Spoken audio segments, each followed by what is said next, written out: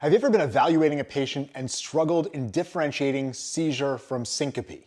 Both of these diagnoses can have a loss of consciousness, a loss of postural tone, and while we're taught that generalized tonic-clonic movements indicate a seizure, this is actually pretty common in syncope to have some brief generalized tonic-clonic movements. This can confuse clinicians as well as lay people, and so your field report may not be accurate. We've been classically taught that tongue biting and incontinence indicates seizure, but these can happen in syncope as well. Lateral tongue biting has been shown to be more common in seizure, but I don't know if I would rest my hat on that.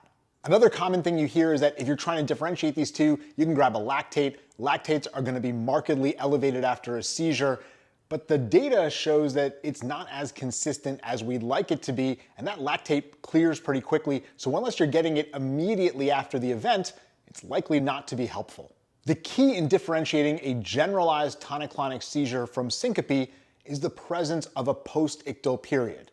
After syncope, you can have some brief confusion lasting for seconds, maybe even up to half a minute, but any confusion longer than that is much more likely to be syncope. So take a good history. If the patient has a significant post-ictal period, you're much more likely to be dealing with seizure instead of syncope.